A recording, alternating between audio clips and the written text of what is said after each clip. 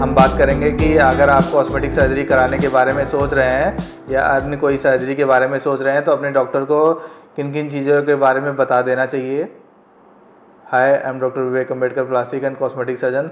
तो चलिए वीडियो में आगे बात करते हैं कि जो कॉस्मेटिक सर्जरी के लिए हमारे पास आते हैं कॉस्मेटिक सर्जरी कराने, तो हम उनसे ये इंक्वायरी ज़रूर करते हैं कि आपको कोई अन्य बीमारी तो नहीं है, अदर कोई दवाइयाँ तो नहीं चल रही हैं। तो बेसिकली आपको जो है अपने डॉक्टर को सारी चीज़ें बतानी है कि आपको कि कोई अन्य बीमारी तो नहीं है। जैसे कि अगर कोई दिल की बीमारी हो, उसके लिए अगर कोई ट्रीटमेंट चल रहा है तो उसके बारे में बताएं। कोई दवाइयाँ दिल की जो चल रही हैं उसके बारे में बताएं। कोई ब्लड पतला करने की दवाई चल रही है या एस्पिरिन चल रही है जैसे कि, तो उसमें क्या होता है कि आप अगर अपने डॉक्टर को बताएंगे तो उससे ज़्यादा आपको बेनिफिट होगा।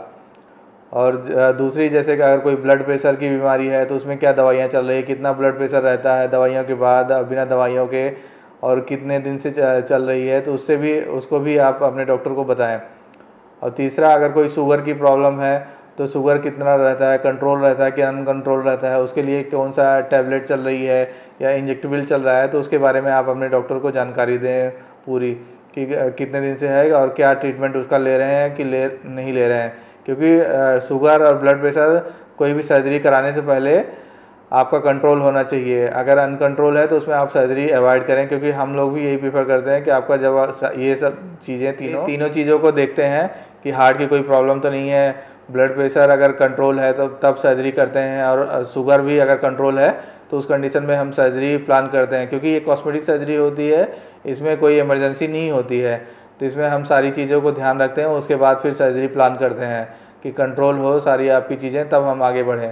और इसके अलावा जैसे अस्थमा हो गया तो उसके लिए क्या दवाइयाँ ले रहे हैं, और टीबी है या अन्य कोई बीमारी है तो उसके बारे में भी आप बताएं। प्रीवियस कोई हॉस्पिटलाइजेशन की हिस्ट्री है कि किसी अन्य बीमारी के कारण आप हॉस्पिटलाइज हुए हैं, कब हुए हैं और क्या बीमारी थी, उसको भी आप पूरा बताएंगे। तो ये सब चीज़ें जो होती है आपके बेनिफिट के लिए ही अच्छा रहेगा, और उसके अकॉर्डिंग ही हम ट्रीटमेंट दे पाते हैं। क्योंकि डायरेक्टली इनडायरेक्टली ये सब सारी चीज़ें आपकी कॉस्मेटिक सर्जरी जो कराने आते हैं उनसे रिलेशन रहता है, तो हम उसके अगर हमको पता होगा तो हम उसके अकॉर्डिंग उस चीज़ को मैनेज कर पाएंगे। नहीं तो अगर चीज़ें अगर आके यहाँ पे अगर पता चलेगा तो वो प्रॉब्लम होगी। तो इसलिए आप डॉक्टर को सारी चीज़ें बताएं।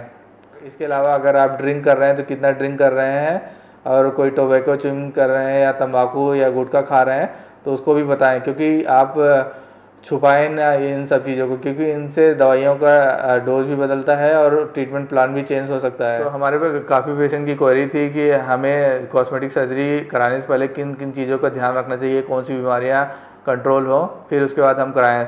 ज़रूरी नहीं कॉस्मेटिक सर्जरी में ये सब चीज़ों को ध्यान दिया जाता है। अगर इमरजेंसी है तो उसमें इमरजेंसी में मेडिसिन फिटनेस या कार्डियोलॉजी के ओपिनियन लेके फिर किया जाता है।